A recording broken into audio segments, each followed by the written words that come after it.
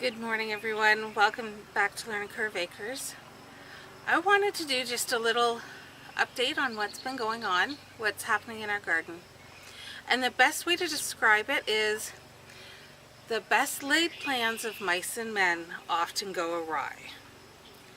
So with that being said, nothing ever goes as planned. We know that. That's why everyone says you have to have a backup plan. That's one of the reasons why we call this place Learning Curve Acres. It's one of the reasons my husband has often joked that his electrical company should have been called Plan B Electric, because usually you're using Plan B or C or D or E. So, mosquitoes.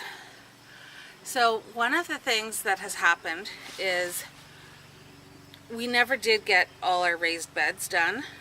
We didn't get the two that we have filled properly because one of the reasons is the person who promised us tons and tons of horse manure forgot and then gave it to a neighbor and put it on their field. So we called up and said, okay, we're coming to get our horse manure now. And they said, oh, I forgot we had promised that to you. Oops, it's on so-and-so's field. Okay. And then between weird weather and bad health and crazy work schedules for my husband and just everything else that we call life, nothing really went according to plan. I had put some vegetables to harden off out back on top of one of the raised beds with some welded wire fencing that was, I think it's 2x4, or is it, yeah, I think it's a 2x4 kind of thing. It's what they use to hold back the stone retaining walls. We had managed to get our hands on some of that. It was free, so we used it. Well, it was great. It kept the deer out. But we have a chippy who apparently likes all my veggies. So most of those got cut right back. Starting with my zucchini first. So now what we've done is we're in the front flower garden, what is supposed to be strictly a flower garden. But we have started with some fence work. You can see the poles behind me for the corner. And we have a 1x1 deer resistant fence. Now it's plastic, comes in 100-foot rolls. We're going to see how it does. It's doing a wonderful job at keeping the chickens out, because every time I'd come out here and try and weed anything, the chickens would come and decide that was the perfect place for a dust bath, digging up plants in the meantime. So what I have done is I have started to put down, I just popped some lettuce in the flower beds where they'll get a little bit more shade. I put the remaining Swiss chard in as well. I have a couple glass gem corn along the one fence. I have a few tomatoes, which I'll show you. I did end up with a sunflower. I wasn't going to enter the sunflower challenge because, well, whenever I purposely try to sow sunflowers, they rarely come up. But this one came from the chicken feed, and I actually found it in a flower pot in with one of my other plants. So I just gently pulled it out and popped it into a little cup, and now it's finally in the garden. It's not quite a foot high, maybe 10 inches high, but that's okay. I just consider that one a gift because I didn't plan it. We ended up with one of our apple trees dying that we had put in last year in the orchard. And so my loving husband goes, well, let's go and see what we can find. And we looked and we found not only a nice sized apple tree, for only $43. But then we also found 2 grafted trees for $53 or $54. And yes, okay, it's at Home Depot. Usually I try to support the smaller, the family-run nurseries, family-run businesses. But sometimes when money is tight and you're trying to build something or get something done quick, sometimes you have to go to a larger box store. We didn't have to go right into the city where some of the better nurseries are, so that was a bonus. So yesterday we picked those up. We got them into our orchard. I'll show you those in a little bit. But I wanted to make this video to let you know exactly what's going on. And you know, yes, I get frustrated sometimes with things when it's not going the way I think it should go, the way I want it to go. So then I start going, oh, well, nobody can see this. But the whole point of this is to help show others that, you know, this isn't an easy journey. Nothing ever goes as planned unless you have a lot of money and time that you can throw at it. If money isn't an object and you have days on end to devote to getting everything done, that's good. That's good. Good for you. But most of us doing this are having to do it pennies at a time and in little increments because of either work or physical health limitations that say, okay, you've only got X many minutes. You've only got, you know, an hour here or an hour there. So let's go see what I've been talking about, and I'll show you a few of the things that I was mentioning. All right, so right here, we are literally just steps from the front door. I have planted in 4 of my lettuce. So we've got some romaine, and I think that's a prize head. I'm not 100% sure. But it's nice. It's close to the house. It's growing well. So far nothing has disturbed it too much. And it doesn't get too much sun, so hopefully it won't bolt too quickly either. This is my little flower pot pond. I am going to get a few little fish for it and a few things. Hopefully on Wednesday. Picked up the little mirror, which had been a slide for a really old medicine cabinet. Got that at the reuse center. Love the reuse center because things are free there. And then I have my miniature Japanese astilbe and a few other things that come up that are nice and small but prefer the shade. It's overcast today, so we're supposed to be getting some rain, but we'll see what happens. But it at least makes it a little easier on things. It's not roasting everything. So there's some Swiss chard in the garden, and there's another lettuce. This poor rose. It's very pretty. It's just starting to open. Let's see if this will focus. There. It's very pretty, but those nasty little green worms have been decimating the leaves. So over here, yes, there's still tons of weeding to do. Tons and tons and tons. But you can see where I've got more stilbe. I've got miniature daylilies and miniature stilbe over there. My irises, those irises have just finished. And then I have just a few more over here, closer to the fence. And then we have the lupins, and I have a peony in the corner that hasn't bloomed. This is only its 2nd year, and I think it takes a little bit before it actually gets happy and starts to bloom. But I've put a Rosa rugosa. Let's see if I can get over there without stepping on anything. I've got a Rosa rugosa right there. That's one of the ones I started from seed. And then right beside, almost right beside that, I've got lavender. I've got more lavender back there beside this unknown flower. I have no idea what it is. It was an only plant that came up from a packet of pollinator seeds that I had been given.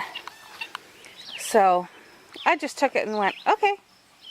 It was supposed to be in all annuals, and it's turned out to be a perennial. And then of course we have my echinacea, which is actually spreading now and starting to come up over here. So I'm quite happy about that. I love echinacea. It's one of those flowers I feel you can never have too much of. And I have a few hostas. There's one that got eaten by the deer before we got the fence up. And then a curly one. So that's what's happening here in the front garden. And I will be putting a few more vegetables. I still have some cucumbers and the cucamelons that have to get put in there, and the beans. I brought my trellis for the beans and I have to string it up. So,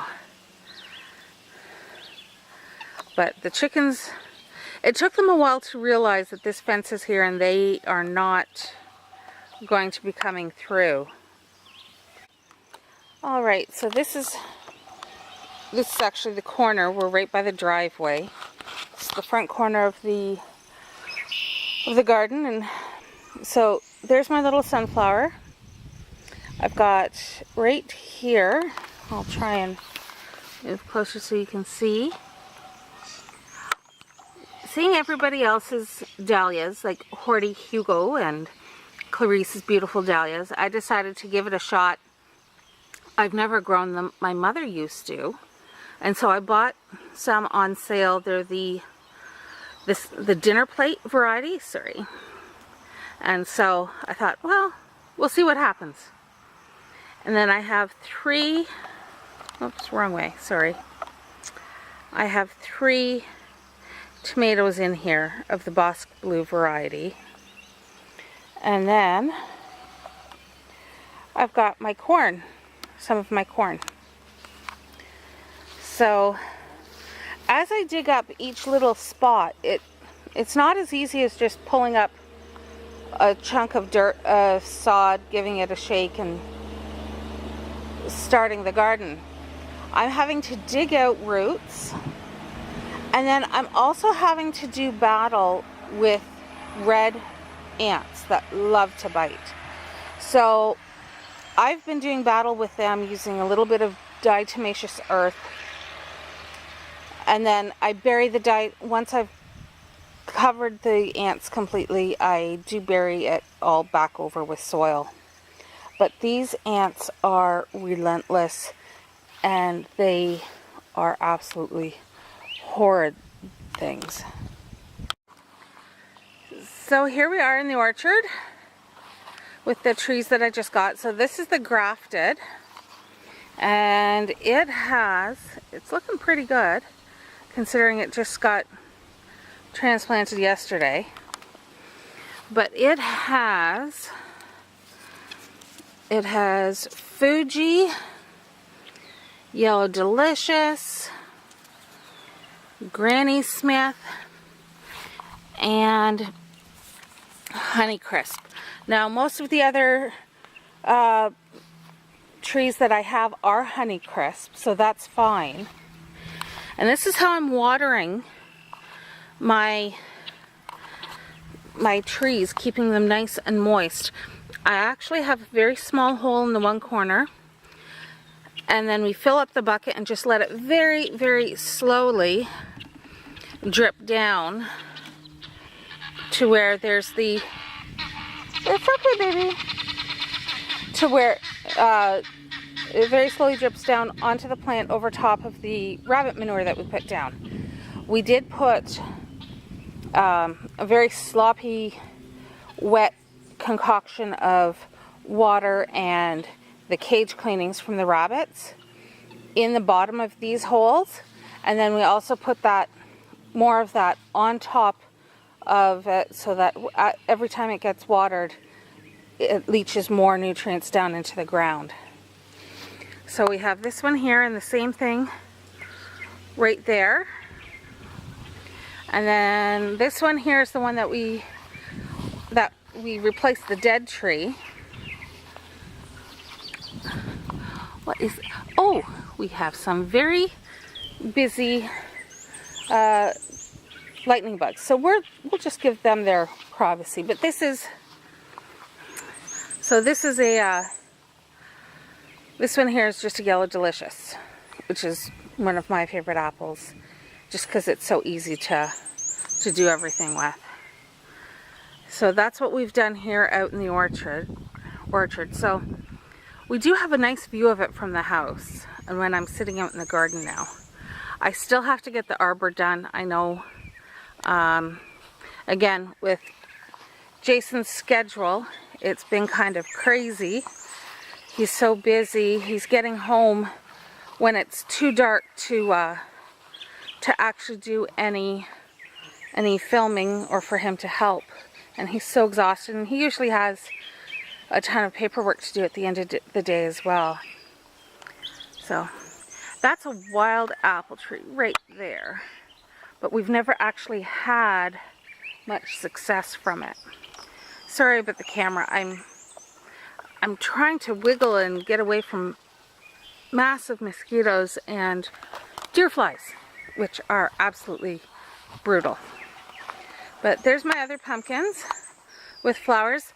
I have yet to see any actual female fruit.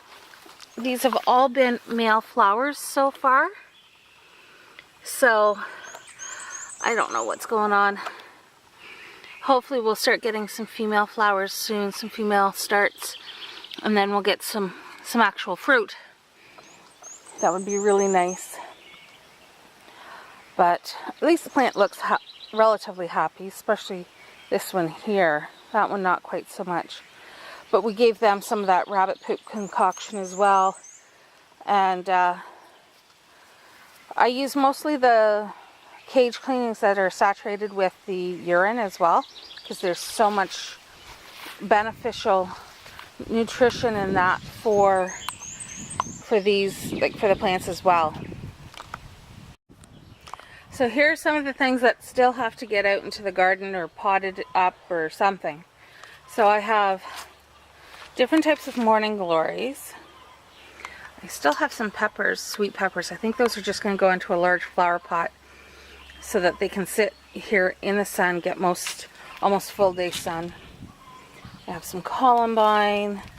I have 4 o'clocks and pansies, and I think that's more bee balm, which as far as I'm concerned you can never have enough bee balm either. And some, these are evening primrose, I think they're called. I got them from a seed packet from a friend of mine in a pocket letter. I was also sent some other flowers that have already been potted up. The cosmos and the baby's breath are already potted into the garden. I forgot to show you those. And then I have my thyme, and I have some datura and some lavender, and I still have some tomatoes, my oregano. Now, not all, I'm sorry, troll forage, I'm sorry, not all of the barberries survived. We were gone for a day and everything dried out horribly, and although I tried to water them and everything, I would say about half of them died, but I still have quite a few. I still do have quite a few. I potted those up yesterday, so they're good. But there's my long green cucumbers and the cucamelons. Look at how crazy these things are going. So, and it's looking like we're going to start getting, I don't know if you can see those on the camera, but there are some very, very tiny flower buds starting, which is exciting.